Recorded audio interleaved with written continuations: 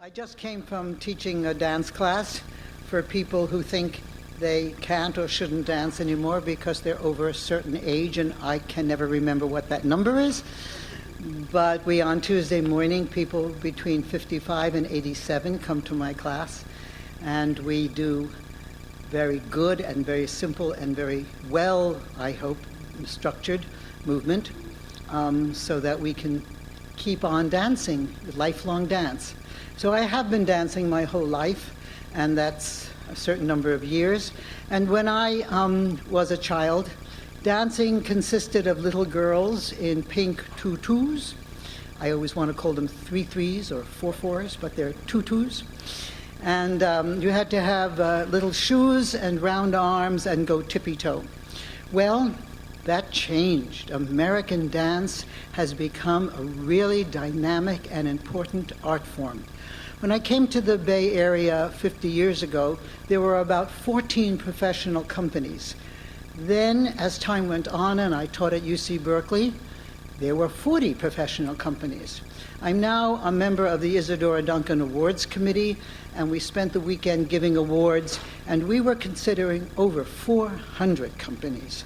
So you know from your television that everybody wants to dance, everybody might be able to dance, everybody can dance, and so you want to dance. Why this dance explosion? I think like the turn of the 20th century, people have learned both medically and even just with great pleasure that moving is a wonderful experience, and if you keep moving, good things happen. Also, we have learned, as my friend Yvonne Renia said years ago, that the mind is a muscle. And if the mind keeps exercising, it too grows, changes, envelops new material, and is capable of a great deal of thought and creativity. So we're going to look at 100 years of American dance. Why America? Even though we inherited the European tradition, the 400-year tradition of ballet from France, Italy, and Russia, America did something that was not really done anywhere else. We developed our own style of dance. We developed what we used to call modern dance, even though when I taught at Berkeley years ago, people would come up to me and said, "Does that mean the foxtrot and the lindy?" And I said, no, there are other kinds of modern dance. So that got turned to be contemporary dance. And then in the last 20 years, it became postmodern dance. I still don't know where that post is, but we do postmodern dance.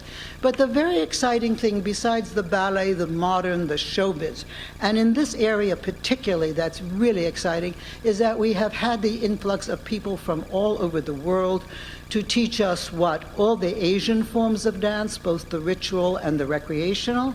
And we have had this wonderful influx from Africa and Haiti and the Caribbean islands. So we have this, what is now we call very lovingly, fusion. So you could see a San Francisco ballet performance like La Bohème, and you'll see African dance movement dance to Bach. In the days of Louis XIV, you never would have seen that, nor even in the days of Diaghilev, the great impresario from Russia. Things were purer. But now we mix and match, and we develop out of this community what is the expressive material. I'm sure many of you have come to UC Berkeley's Zellerbach Theater and seen Alvin Ailey, Mark Morris, Merce Cunningham. All of these people were truly out of the American tradition, which, as we have studied it in some way, has been a melting pot or a mixed salad, whichever you prefer, of peoples from around the world. But we, like showbiz, like jazz, we have made it a truly American art form. And who those people are and what they have contributed, we will look at video. Sometimes I will make a gesture and maybe teach you how to make some of the fundamental movements that consist of the American dance. Many years ago, I taught a course in the Department of Theater, Drama, Theater, Dance, and Performance, and it was called Merce Cunningham. He was my great friend and teacher, and in fact, I have a son named Jonathan Merce, for John Cage and Merce Cunningham. Anyhow, I called Merce and I said, "What do you want me to teach?" And he said, 2 things and one more. First, that I'm a man. Second of all, that they spell my name correctly. But most of all, can you help them look at the dance and really see what we're doing? Because sometimes when we go to dance, we are excited about the physical feats, the actual technical work. Sometimes we look at the different color hair that the dancers have chosen to use that year, green, purple stripes, because in younger dances there's a whole expressivity about how the body is turned out. Sometimes we listen to the music and close our eyes because we don't particularly like what they're doing up there. And sometimes we just get impressed by the costume and the staging.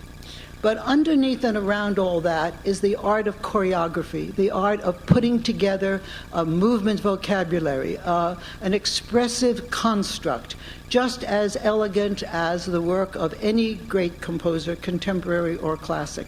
So looking at the dance and seeing how the styles have changed and meeting the people who have made it here in this particular American way is what we will do in Dance USA. Thank you. Thank you, Joanna.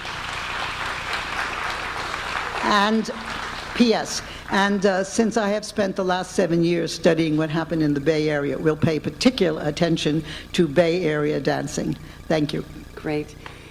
Okay.